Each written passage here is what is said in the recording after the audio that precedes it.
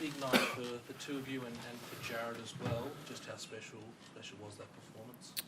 Yeah, I really enjoyed. I really like the steeliness and then the variety that they played with. You know, the Tigers. You know, I know the scoreline blew out, but they were playing the start of the game. They were really confident in the way they were playing. You could see they'd come off 2 wins, and I thought it was a really good contest for us to get the first try, and then I think we had 2 in a row off the kickoffs, which was really well played from our guys, really well set up, and that sort of blew it open. Yeah, really good performance. Held our nerve there at different times, and yeah, it was a good performance. The 2 wingers, I think Dog went bang bang, and yep. then Tubes now I think it's 21 guys in 15 games against the Tigers. Yeah. Just how invaluable is it having guys who can strike with speed in the air, just in a variety of ways? Well, I think you can see that the confidence to play early. I think Joey Manu playing early to Dom, you know, that's what he's added to us. The ability for him, it's just an innate confidence in being able to give it to him and know he's going to get to the try line. So that's that. But also, whenever there's any finish needed, you don't have to think about your options. It's always there going Dom and Tubes, Dom and Tubes, Dom and Tubes. When it comes to high ball or even long passes to finish tries or passes, that's the ability of those two is, yeah, it's been really bookended Teddy there, and then they've been working on their backfield stuff together. You can see they're really in tune with each other. You mentioned Joey Manu, but I'll ask what is the injury? Broken hand. I didn't see him. I think he's gone to have it repaired or looked at straight away. So it was, yeah, broken hand, which is disappointing. You never see him really go down or get hurt. Yep. Did you know straight away Yep. that we're in trouble here? Yeah, I was hoping it was a cork or a winding, or I couldn't really see. But then as soon as you saw the replay and saw his hand, you knew it wasn't great. So. What did you? It didn't really look like you skipped a beat though, with Connor shifting to centre and Satilli playing that different role as well. How did you see those guys adapt to something out of the box?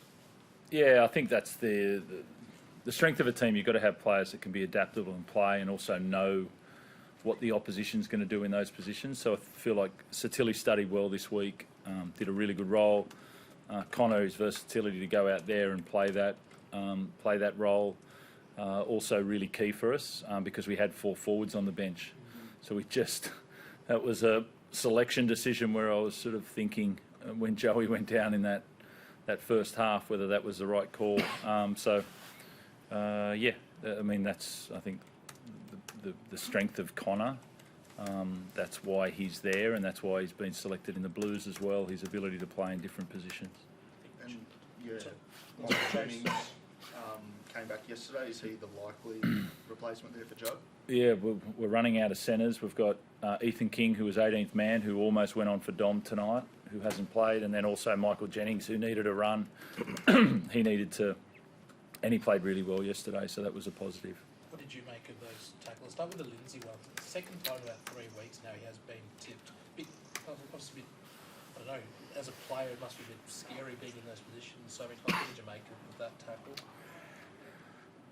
To be honest, I'm not sure. Like you can't tackle. Like, it's obviously a really dangerous tackle, and you don't have to be injured off that, because the consequences are really bad. Obviously, on grabbing between the legs and turning them over.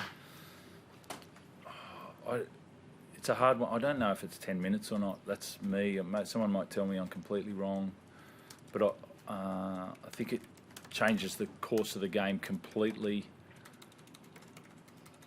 And I think that was the debate that Wayne started a few days ago. Sort of really good, honest discussion around whether, you know, the use of the bin and the use of weeks out, but we want to keep the integrity of the game and the contest of the game. I didn't think it was 10 minutes. I said that in the box to the guys. I don't think you'll get 10 here. And the Dewey one I didn't look at again. Yeah. Is that something the coaches at the end of the year, do you have the meeting and you discuss it, you talk with Graham, or how do you sort of broach that subject? We don't have coaches meetings anymore, so I'm not sure. I'm not sure how we go about that. It definitely needs to be discussed. It's because it's not. I mean, it benefited my team tonight, but we're more thinking from a game perspective about what should happen to keep our game going, and then, but then, obviously the judiciary has to do the match review has to do a good job in stamping those out, because we don't want players getting grabbed between the legs, because it's really bad, the consequences. So I haven't thought too much about it, but I could have seen 13 on 13 tonight for the whole game as well. Is it a case of, would you like not to have sin bins without play, or is it a case of 5 minutes, or once the team scores a try, someone comes back on? I mean, there's different options there, aren't there? Yeah, I think I've got to be careful, because I haven't thought about it enough to give you, this is my opinion. I think, as Wayne said, I think it needs to be discussed. And I don't think anybody's got it, anybody's trying to get it wrong. It's just we're trying to get player safety up, so they've gone to this position, which is really good for our game. But we've just got to ask the question, have we overcorrected, and how do we keep the contest in the game, and then deal with it with matches afterwards. Teddy, do you have an opinion? You're a very senior player in the Yeah, it's hard, because any sin bins are affecting the game a lot. So, to be honest, I haven't given it too much thought, but sin bins are becoming more common. There's a lot more happening in games these days, and they're affecting the games in a big way in that period. So, I don't know. Player safety is obviously really important, so we can't really go away from that. But I don't know what the sort of alternatives are.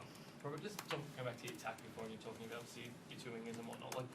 Do you feel like you have more variance in your attack this year than what you have the last couple of years? Going back maybe to when Blake Ferguson was at the club, even when you won your back-to-back titles. Is this the most variance you've got in your attack since then? Yep. Yeah, I think the balance between, I think most teams, we're attacking 68 metres, a bit more, right through to last tackle. So that's offered more points. And then the balance with that is, how do you do that and also be really steely in defence? So it was, horribly disappointing to let that try in at the end, like it was, because we've been working so hard to get down to single figures, and zeros is something that you chase. So we have got more variation in attack, and then we're also trying to be really steely in defence. If you match the two up, then you're going to be a threat. You can ask, mate, with Joey's injury, is there any chance that Mark, no one to your last day, so practicing the ball, is there any chance, where are you guys at? Yep. Sorry. Where are you guys at? Because obviously tomorrow's the deadline, isn't Yep. it? In terms of getting it through. Are you hopeful? Is there any chance that you could get it through by tomorrow? Yeah, we're hopeful of getting that through, but it's more to get the ability to get him going. There's not. I haven't got an NRL focus for him. I've got a transition into rugby league focus, and getting training if possible, and playing some reserve grade would be ideal. And then it's up to him about how he adapts, but that the focus is definitely not NRL. It's not next week. It's not. We've got a deadline tomorrow, and it'll be nice to get that done. But it's not. There's not any view on NRL anytime soon. So realistically, because after the Olympics most likely. Yep. Right. So it'd be realistically get him in August, and then have him play out 6-7 weeks in New South Wales Cup to. Get yourself ready for Probably only 4. Yeah, just to.